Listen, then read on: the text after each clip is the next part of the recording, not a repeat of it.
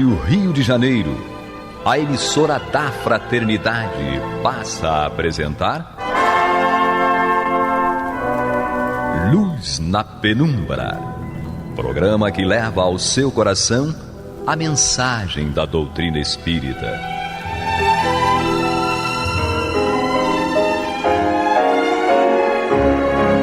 E com vocês, Eduardo Araújo, para o estudo de O Livro dos Médiuns, da obra codificada por Allan Kardec.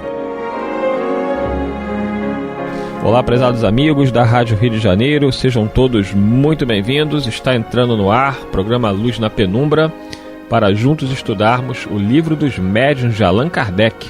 Comigo, Eduardo Araújo, com ele, Paulo Renato. Deus nos abençoe. Maria de Fátima Miranda. Que Jesus nos conduza.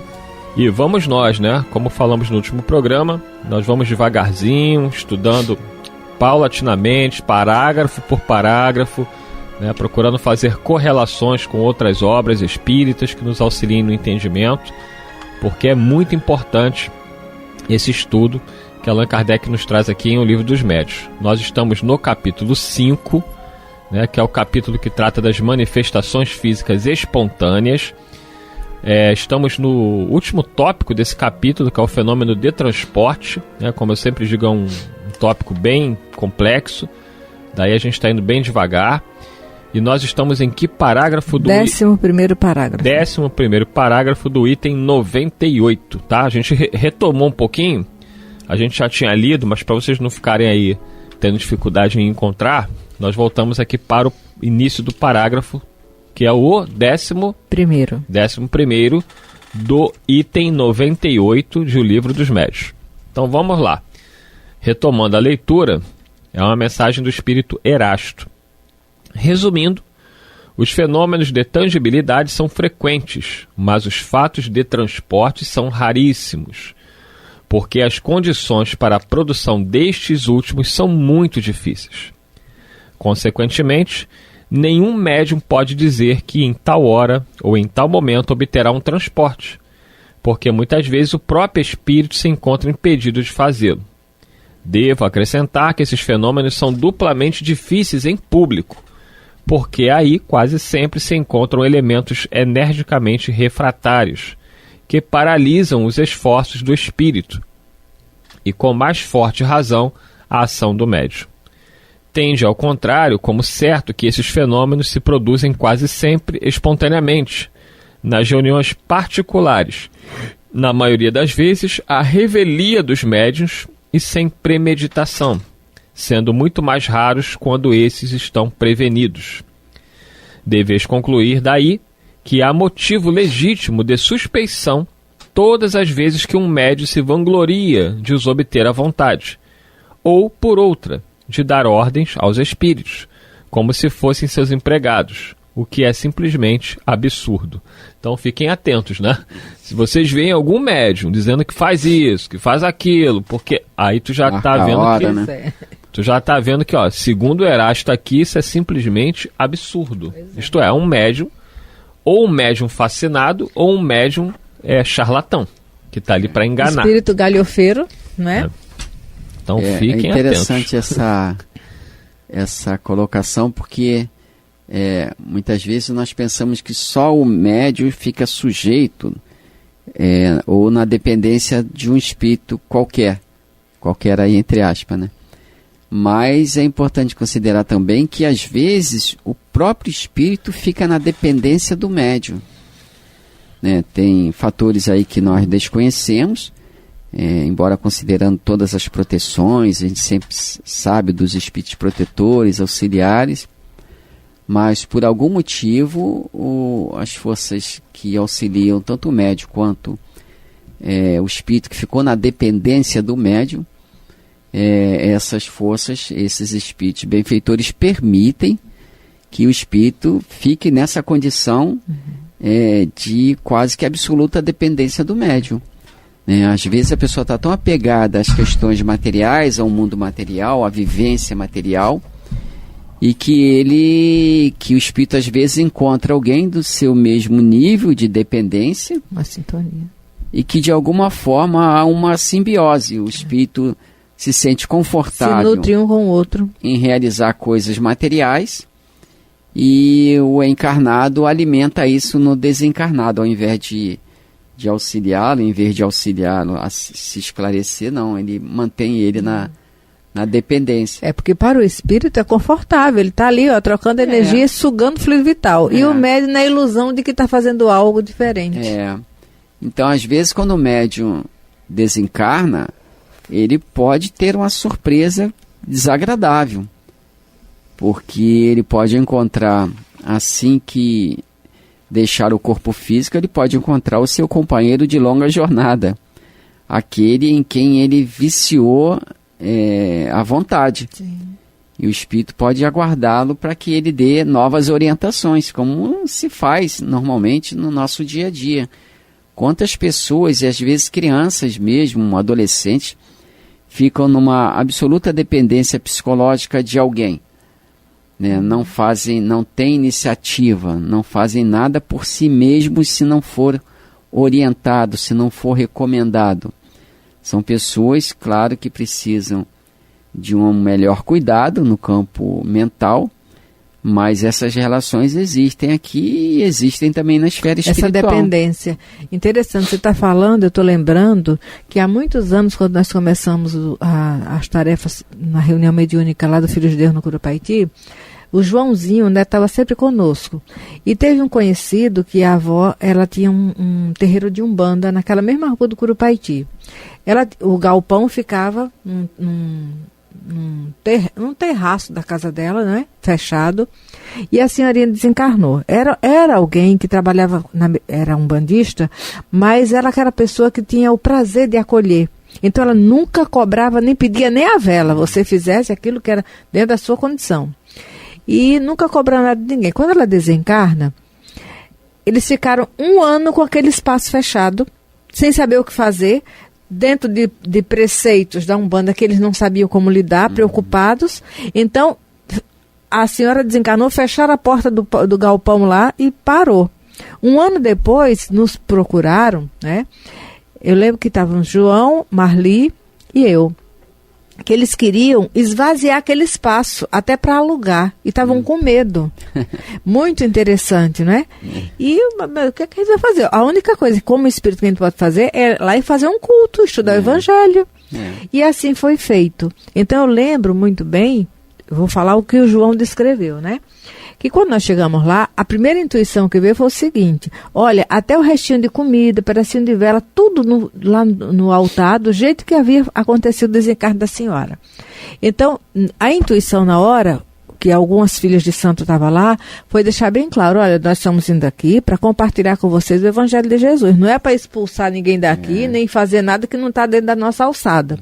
Mas depois, foram 3 sextas-feiras seguidas, nós íamos para lá, e de lá já íamos para o Curupaiti, que tinha o estudo do Evangelho, e depois a reunião mediúnica. Eu lembro que o João descreveu que na primeira vez que nós entramos lá naquele espaço, tinha um corredor que isolava a residência dela, que dava lá para o terreiro, que era aquele terraço. João falou que tinha espíritos ali assim, ó, como se tivesse, coitadinhos, esperando o comando. Aí, Miranda, é incrível, porque tem espíritos aqui de ordem diferenciada, mas imaturos. Estavam assim, sabe, parece que alguém morreu, eles ficaram desorientados, esperando comando. E aquelas 3 situações do Evangelho. Na última sexta-feira, sabe que a senhora, através de um médium que não sabia de nada que estava acontecendo, a senhora se fez presente, agradeceu o socorro, mas o que eu lembrei agora foi o João descrevendo isso que você está falando. Espíritos ali no estado de ingenuidade, esperando o comando. Eles fazem o que é recomendado, não tem ação por si mesmo.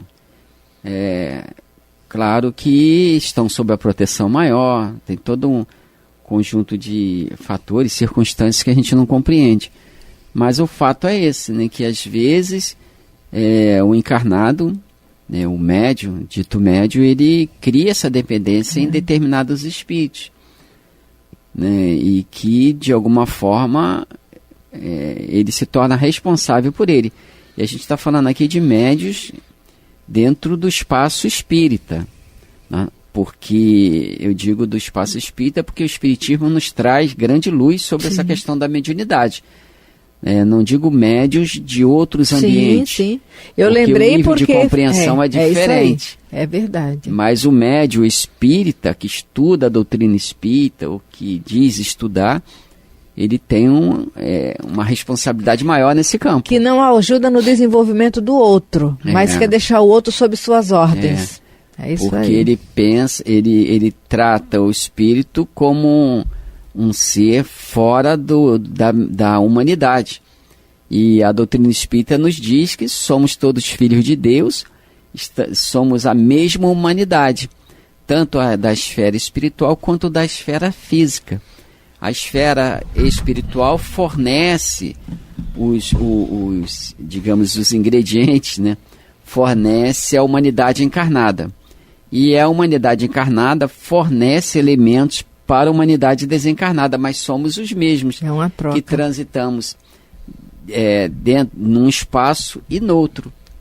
Então, entre a visibilidade e a invisibilidade. Então é interessante que o médium espírita ele considere isso, porque não só ele precisa de desenvolvimento, mas os espíritos que o acompanham, muitos deles sabem menos do que ele.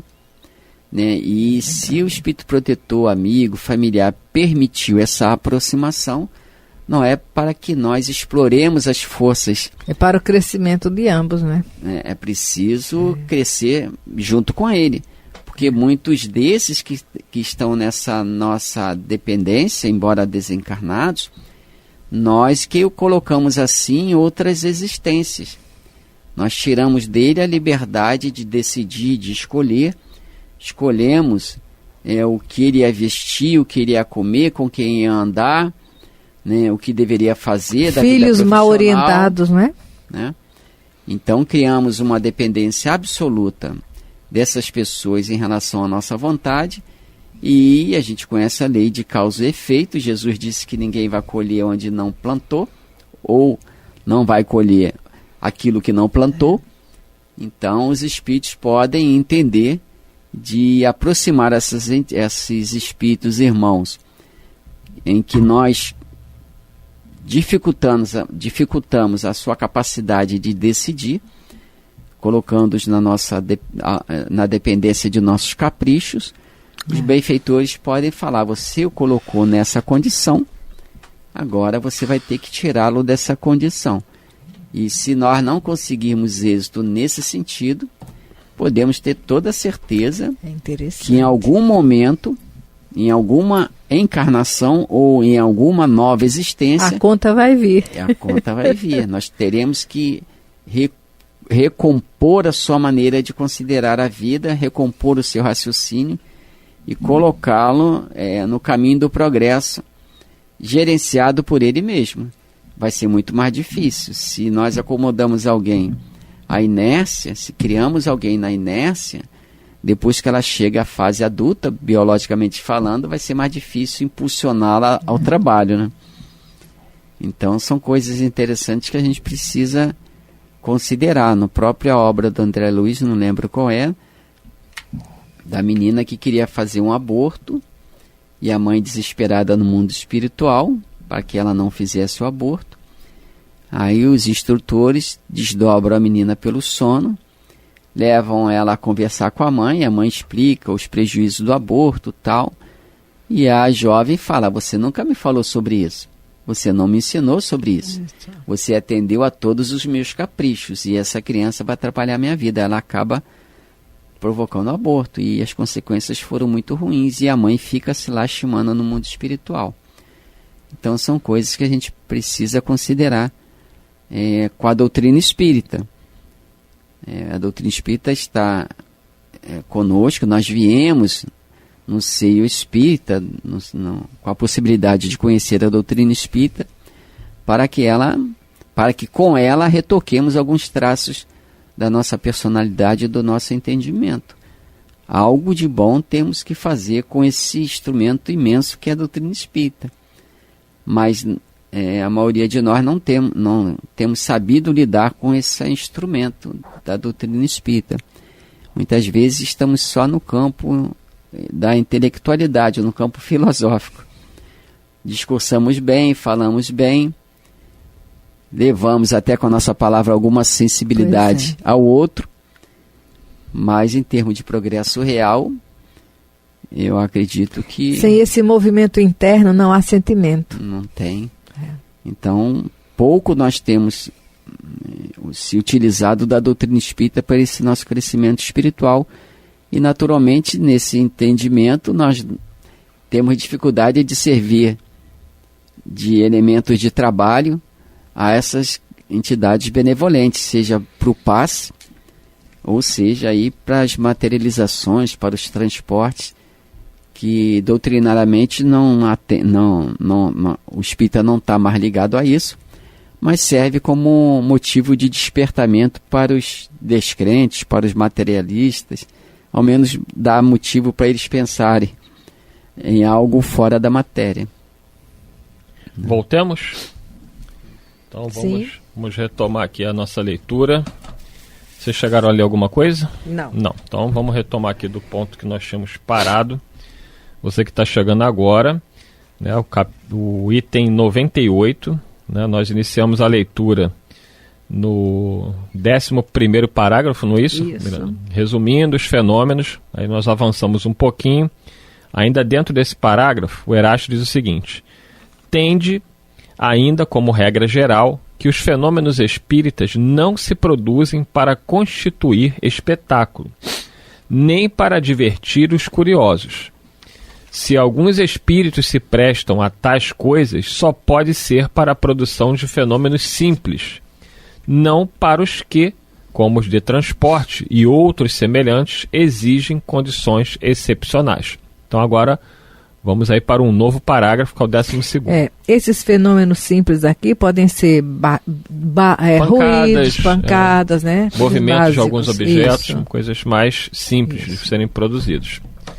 Agora o 12º parágrafo do item 98. É simples, mas não, como nós vimos, não tão fácil. Não tão fácil, né? É que exigem menos técnica. Comparando com o fenômeno de transporte, né? Na realidade, ele aqui está fazendo uma comparação com o fenômeno de transporte, que é mais complexo. E ele continua aqui, o Erasto. Lembrai-vos, espíritas, de que assim como é absurdo repelir sistematicamente todos os fenômenos de além-túmulo, também não é prudente aceitá-los todos, cegamente. Quando um fenômeno de tangibilidade, de aparição, de visibilidade ou de transporte se manifesta espontaneamente e de modo instantâneo, aceitai-o. Porém, nunca será demasiado repetir: não aceiteis coisa alguma às cegas. Submetei cada fato a um exame minucioso, aprofundado e severo. Pois o Espiritismo, tão rico em fenômenos sublimes e grandiosos, nada tem a ganhar com essas pequenas manifestações, que prestidigitadores hábeis podem imitar. Então, sempre o Erasto aí, ele que tem aquela frase, né, melhor rejeitar 10 verdades do que aceitar uma única mentira. Então, o Erasto é um espírito que prega sempre a prudência diante de qualquer fenômeno. É interessante que logo aqui no início desse parágrafo, ele fala: lembrai-vos, aí coloca entre vírgulas, espíritas. Isso aí. Né? Está direcionando aos espíritas. Oh, meu Deus. E diz o seguinte: tangibilidade, visibilidade, tal. Aí fala de transporte, se opera espontaneamente de modo instantâneo, aceitai-o. Por que ele diz que parece uma contradição? Porque depois ele fala: porém nunca o repetireis demasiadamente, não aceiteis coisa alguma às cegas. Então, isso daqui parece uma informação contraditória. Mas, na verdade, ele diz o seguinte: o espírita sabe da possibilidade de realização do fenômeno. Ele sabe que aquele fenômeno é possível se dar. Então, a princípio, ele vai aceitar, porque não referendando o fenômeno, não dizendo que ele é verdadeiro, mas dizendo que ele é possível. E logo depois Kardec dá outra informação, né? O Erasto dá outra informação. Ele fala: porém não aceitais às cegas.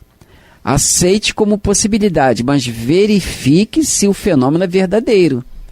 Por isso que Kardec, na introdução do Livro dos Médiuns, ele disse que esse livro dos médiuns não é para formar médium, é para aqueles que lidam diretamente com a mediunidade, diretamente em si mesmos, ou aqueles que se interessam por esses fenômenos, para que eles, pela filosofia, pelo conhecimento prévio de tais fenômenos, possam se prevenir de fraudes, de prestidigitadores, né, de enganadores. Então é interessante essa colocação. Ele fala: lembrai-vos espíritas, depois fala: aceitai-os, e depois fala: porém nunca o repetirei demasiadamente, não aceitei coisa alguma às cegas. Porque inicialmente, numa leitura precipitada, nós tenderíamos a dizer que ele deveria logo de início não dizer para aceitar. Sim. Ele falava: não, verifique se é, se não é. Primeiro espontaneamente. Por quê? Porque não tem forçação. Não é você querendo determinar tempo e hora. Não é isso? Aparentemente não tem nenhum interesse oculto ali. Mas se isso ficar muito repetitivo, aí já toma cuidado. Vai lá e analise com os conhecimentos que você tem. O fato é possível? É possível. Agora vamos verificar da sua realidade. Então é interessante essa forma de ele se expressar aqui, porque ele coloca o espírita dentro da análise do fenômeno. A nossa responsabilidade. Pelo muito que o espírita deve conhecer da doutrina que abraça. E continuando, Erasto diz: direi certamente que esses fenômenos são úteis para convencer os incrédulos, mas ficais sabendo, se não dispusesses de outros meios de convicção, não contarias hoje a 100ª parte dos espíritas que existem. Falai ao coração, porque por aí é que fareis maior número de conversões sérias. Se para certas pessoas julgardes conveniente a utilização de fatos materiais, ao menos os apresentai de tal maneira que não possam dar motivo a nenhuma interpretação falsa. Sobretudo, não vos afastei das condições normais dos mesmos fatos, porque, apresentados em más condições, eles fornecem argumentos aos incrédulos, em vez de convencê-los. Então aí ele termina esse item 98, nos chamando a atenção, né, de que não somente o fenômeno, a gente fica às vezes muito focado no fenômeno, mas o que realmente a gente deve buscar tocar é falar ao coração. Né? Ele diz aqui: falai ao coração, aí é o que fareis o maior número de conversões sérias. Né? Porque esse é o objetivo, a gente conseguir que a pessoa entenda o valor da doutrina espírita pela sua filosofia, e não por um fenômeno puro e simplesmente. Muita gente viu fenômenos, Jesus produziu diversos fenômenos, e o povo não titubeou quando escolheu Barrabás ao invés do Cristo e crucificou Jesus. Jesus curou cego, paralítico, leproso, e nem por isso convenceu a muitos daquele povo que acompanharam esses fenômenos. O próprio Chico Xavier, né, psicografou milhares de mensagens de cunho pessoal, e muitos daqueles que receberam as mensagens verificaram que ali tinha a realidade, digamos, se não presencial, mas uma realidade material da sobrevivência dos seus entes queridos, mas não se tornaram espíritas, não procuraram conhecer mais nem menos. Foi só um fenômeno naquele momento. Foi o conforto que ele fala aqui, falar é o coração. O fenômeno estava ali, né, na psicografia do Chico. Mas a questão da análise do fenômeno em si, aquelas pessoas não necessitavam, não procuraram e nem necessitavam. O que necessitava naquele momento era o conforto. É isso aí. E dito isto, chegamos ao final de mais um programa. Mas não se preocupem, semana que vem aqui estaremos para dar continuidade ao estudo de O Livro dos Médiuns de Allan Kardec. Muita paz a todos e até lá. Que Jesus nos conduza. Graças a Deus. Você está ouvindo o programa Luz na Penumbra.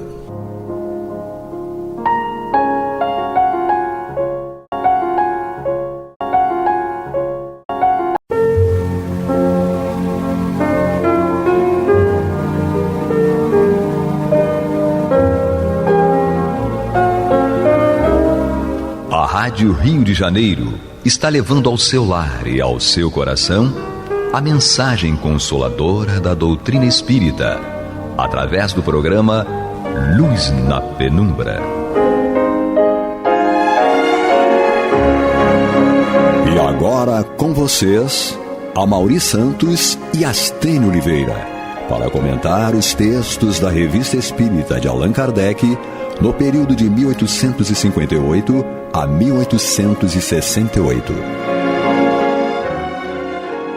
Olá, amigos, irmãos, estamos aqui novamente, eu, Amaury Santos e Astênio Evangelista de Oliveira, para dar prosseguimento ao nosso estudo da Revista Espírita de 1858 a 1868. Já estamos chegando ao fim de 1858, nós né? estamos em julho ainda. Julho, ao né? fim do primeiro semestre.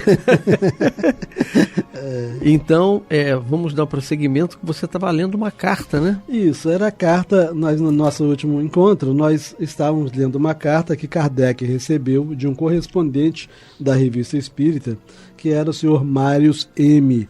E o senhor Marius estava solicitando a Kardec, né, para verificar se o médium Victorien Sardou poderia publicar os desenhos que ele recebeu espiritualmente a respeito da arquitetura de Júpiter, né? Em razão de uma série de descrições que Kardec já havia feito em outros números da revista. Então, no parágrafo da carta do Sr. Marius ao Kardec, que nós lemos no nosso último encontro, ele dizia o seguinte: em nosso pequeno círculo, que era o grupo onde ele frequentava, né, de estudantes da doutrina espírita, em nosso pequeno círculo, quando algum de nós parece ter pensamentos muito materiais, nós lhe dizemos: cuidado, senão não ireis para Júpiter.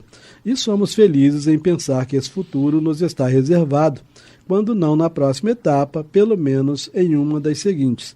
Obrigado, pois, a vós, meu caro irmão, por nos ter desaberto esse novo caminho da esperança, né? Então ele estava feliz por saber E agradecer a Kardec, né?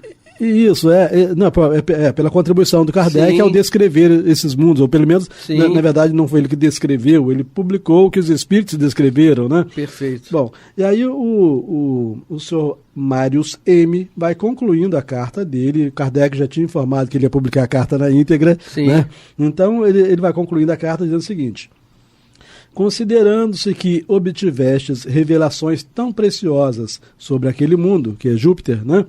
Deveis tê-las igualmente logrado de outros que compõem nosso sistema planetário. Então, assim, os espíritos não devem ter falado apenas de Júpiter, devem ter falado também de outros mundos, né? Bom, é vossa intenção publicá-las? Isto daria um conjunto dos mais interessantes. Olhando os astros, deleitar-nos-íamos em pensar nos seres tão variados que os povoam. O espaço nos pareceria menos vazio. Como pode o homem, crente no poder e na sabedoria de Deus, imaginar que essa infinidade de globos seja formada de corpos inertes e sem vida? Realmente ele era um homem... Ele era lógico, né? Profundo, né? Exatamente. Porque assim, é uma coisa... E lógica. Um mundo... planetas, né, que ele chamou de blocos, né? Globos. Então, quer dizer, vazio, sem nada. Tem que ter alguma coisa. Sim. Então, uma coisa é você olhar o céu, aquela imensidão de mundos, e você ficar imaginando nos habitantes humanos, né, de cada mundo desse, né? A condição de cada um, as provas ou a felicidade de cada um. E outra coisa é você olhar isso tudo e dizer por que Deus criou isso, né? Se isso não tem ninguém, não tem vida. Está vazio. Né? E aí ele conclui então a carta dele dizendo o seguinte: que estejamos, assim, para poder entender essa frase seguinte, a gente tem que rever a frase anterior. Ele fala assim: como pode o homem, crente no poder e na sabedoria de Deus, imaginar que essa infinidade de globos seja formada de corpos inertes e sem vida?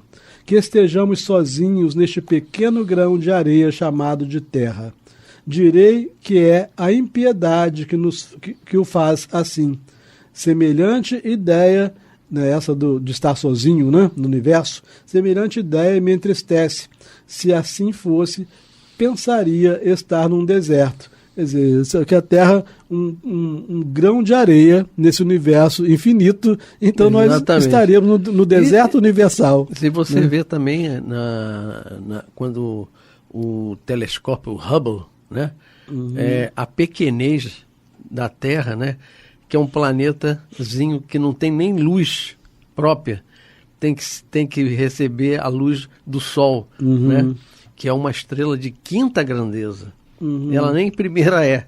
Então, nós somos muito soberbos ainda, né? Nossa, né? Acharmos que Deus... Que somos os únicos. Achar que Deus só foi capaz só de criar um mundinho igual a esse, né? Exatamente. Embora seja extremamente belo, tem problemas, né? Nossa. E muitos. E aí Kardec, então, agora faz pequeno comentário a respeito da carta do senhor Marius. Kardec diz o seguinte: o título que o nosso honrado assinante quis outorgar-nos, que é aquele título de confrade, né?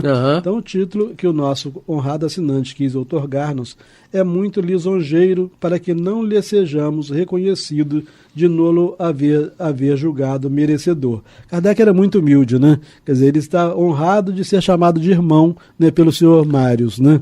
Ele fala assim: de fato, o Espiritismo é o laço fraternal que deve conduzir à prática da verdadeira caridade cristã todos os que o compreendem em sua essência, porquanto tende a fazer desaparecer os sentimentos de ódio, de inveja e de ciúme que dividem os homens. Ele botou só um ponto e vírgula aqui, mas eu vou só dar uma paradinha para um comentário, né? E o Kardec fala assim: de fato, o Espiritismo é o laço fraternal que deve conduzir à prática da verdadeira caridade cristã todos os que o compreendem em sua essência. Então não faz sentido espíritas ficarem se amaldiçoando mutuamente, né? Ficarem se digladiando. Exatamente. Né? Enfim, bom, todos os que o compreendem em sua essência, porquanto tende a fazer desaparecer os sentimentos de ódio, de inveja e de ciúme que dividem os homens. Mas não é essa a fraternidade, mas não é essa a fraternidade de uma seita. Para que se conforme aos divinos preceitos do Cristo, deve abraçar a humanidade inteira. Então não é uma fraternidade apenas do Espiritismo, mas a fraternidade da humanidade inteira. Porquanto são filhos de Deus todos os homens. Se alguns estão extraviados, ela ordena que os lamentemos, proíbe que os odiemos.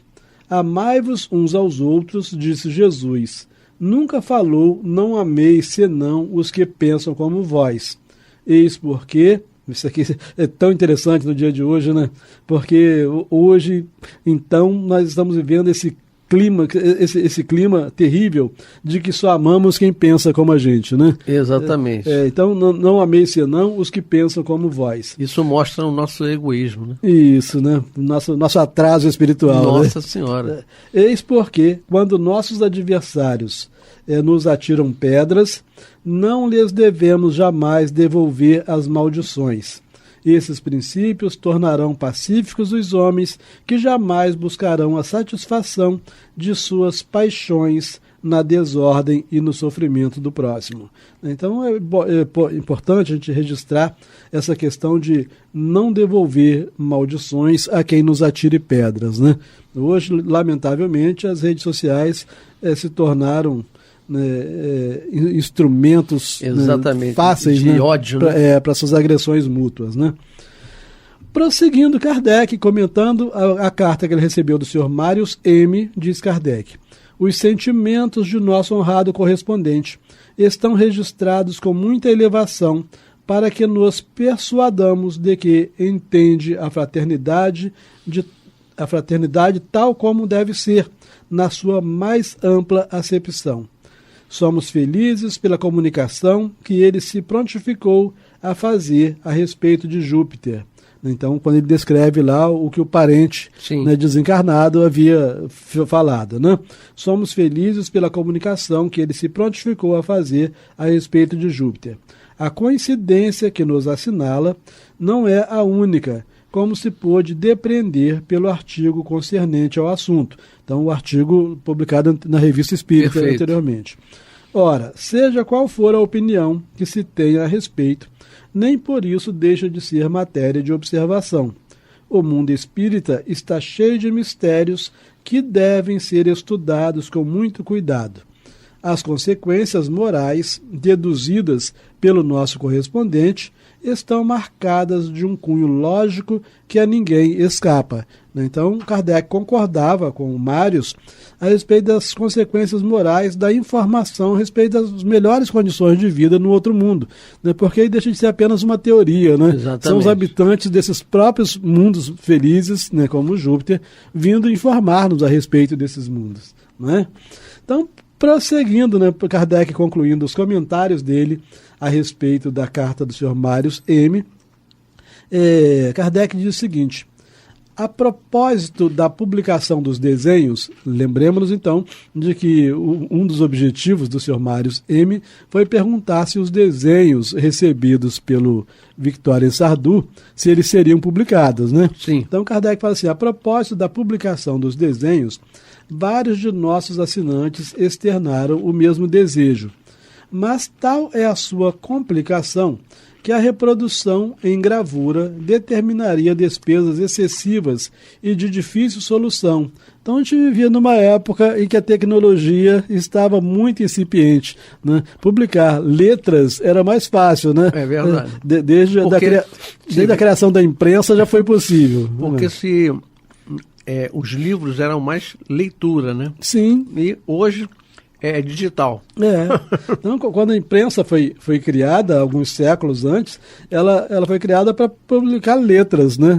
E não para publicar desenhos. Então a gente fala assim, mas tal é a sua complicação que a reprodução em gravura determinaria despesas excessivas e de difícil solução.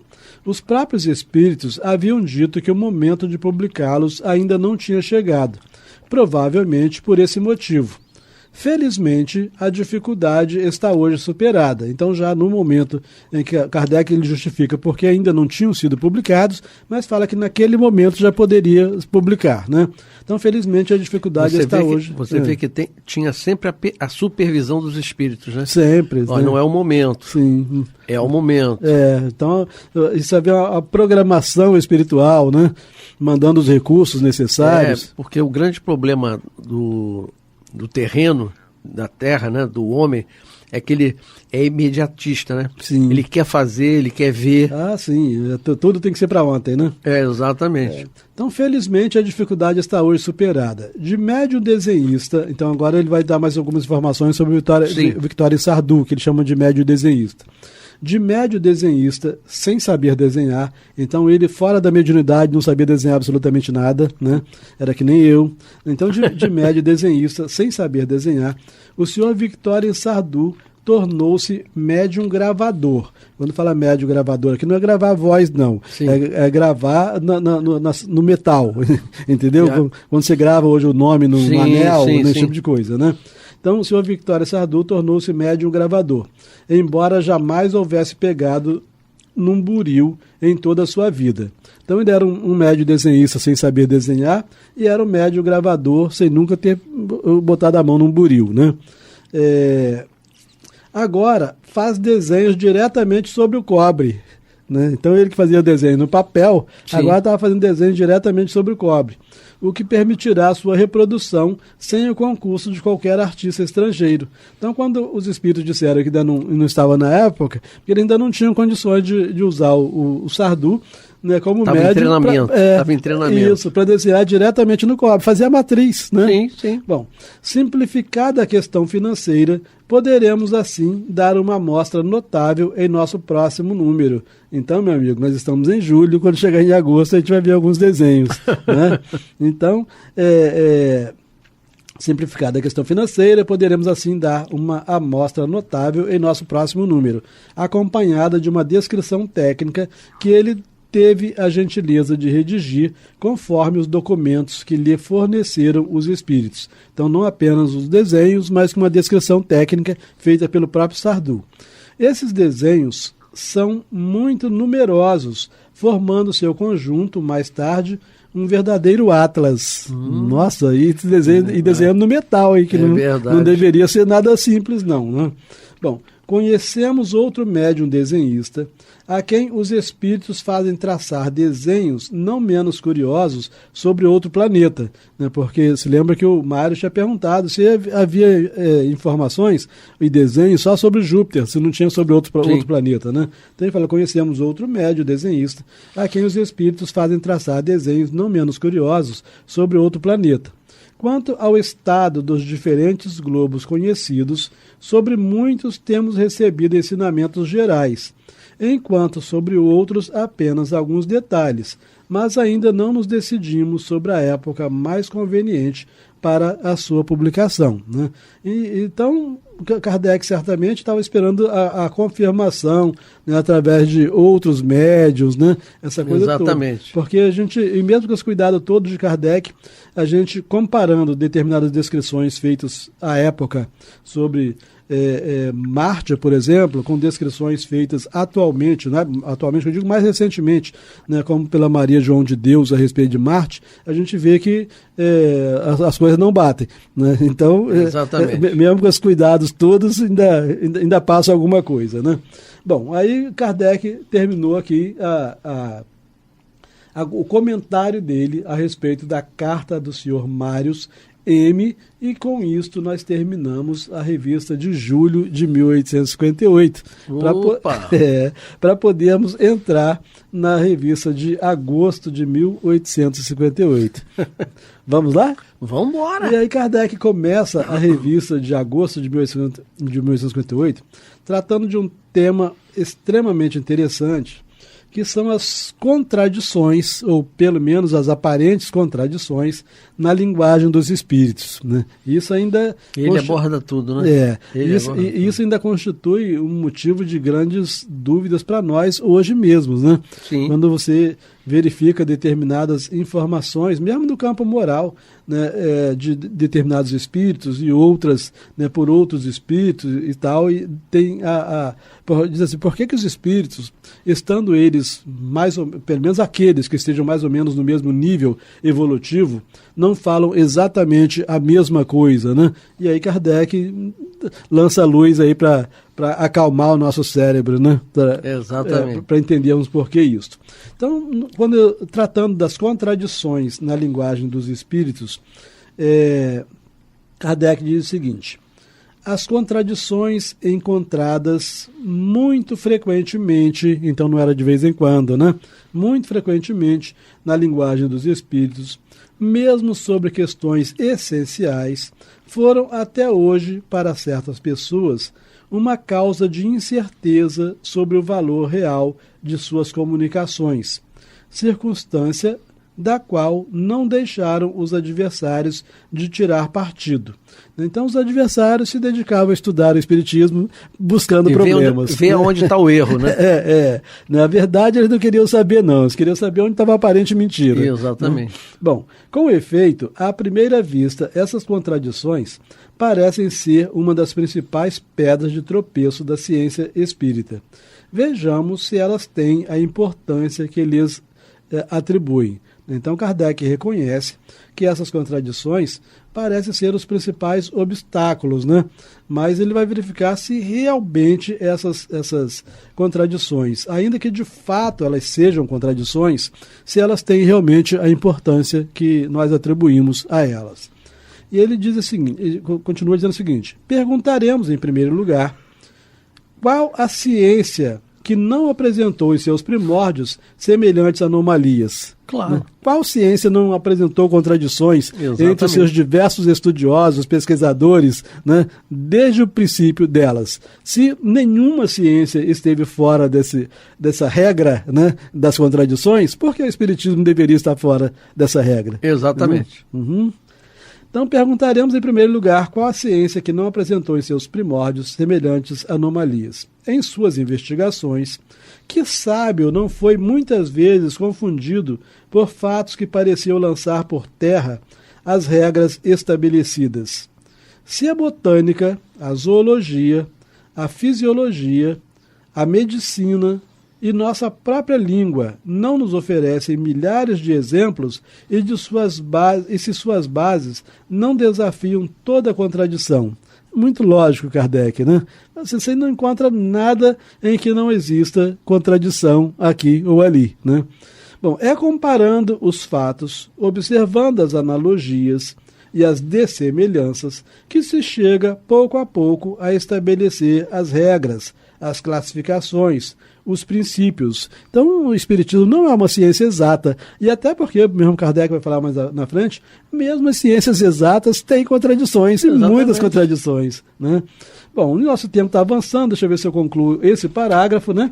Que ele fala assim: é comparando os fatos, observando as analogias e as dessemelhanças, que se chega pouco a pouco a estabelecer as classificações, os princípios. Numa palavra, constituir a ciência.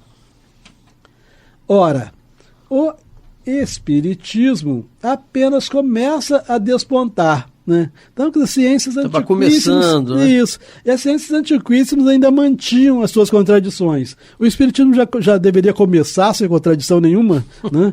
Então, ora, o Espiritismo apenas começa a despontar. Não é, pois, de admirar que se submeta à lei comum, até que seu estudo esteja completo. Só então se reconhecerá que aqui, como em todas as coisas, a exceção quase sempre vem confirmar a regra, né? Então, uma contradição verdadeira seria uma exceção, né, que comprova a regra, né, o conjunto de revelações, de ensinos que estão em harmonia entre si, né? Exatamente. Mais um parágrafozinho, acho que dá, né? Nós temos ainda quase 2 minutinhos, né? E aí Kardec fala o seguinte: não obstante, em todas as épocas, os espíritos nos têm dito para não nos inquietarmos com essas pequenas divergências, e que, dentro de pouco tempo, todos seriam levados à unidade de crença. Isso aí vale para a gente ainda hoje, né? Se encontrarmos alguma pequena divergência, não nos inquietarmos, né? Essa predição, por certo, se realiza a cada dia, à medida que se penetra mais adiante nas causas desses fenômenos misteriosos e os fatos são mais bem observados. Repetindo o parágrafo, essa predição, por certo, se realiza a cada dia, à medida que se penetra mais adiante nas causas desses fenômenos misteriosos e os fatos são mais bem observados. Já as dissidências que se manifestaram na origem tendem evidentemente a enfraquecer-se. Pode-se mesmo dizer que resultam agora apenas de opiniões pessoais isoladas. Então, se Kardec, nesse momento, em 1858, ele já falava que as dissidências da origem, a origem estava logo ali atrás, né? Exatamente. Que as dissidências da origem já estavam enfraquecidas, ele fala assim, pode-se mesmo dizer que resulta agora apenas de opiniões isoladas. Hoje, que nós estamos em 2021, né, e podemos ver lá opiniões dos espíritos da época do Kardec, a gente verifica também que ficam cada vez mais isoladas, né, determinadas opiniões da época que eventualmente contrariem revelações mais recentes. E aí, Astênio, chegamos ao fim. Mais uma vez. Esperamos vocês, queridos ouvintes, para que nós continuemos a ministrar esse estudo maravilhoso que é da Revista Espírita de 1858 a 1868. Eu me despeço, Amaury Santos e Astênio Evangelista de Oliveira. Muita paz.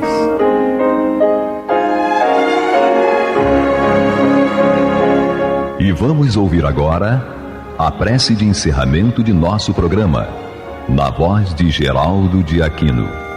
Jesus, dá-nos coragem para a luta, piedade para os insultos e misericórdia para as injustiças e ingratidões. Limpa nossa alma de inveja e ambições mesquinhas, de ódio e de vingança o nosso caminho. que assim seja.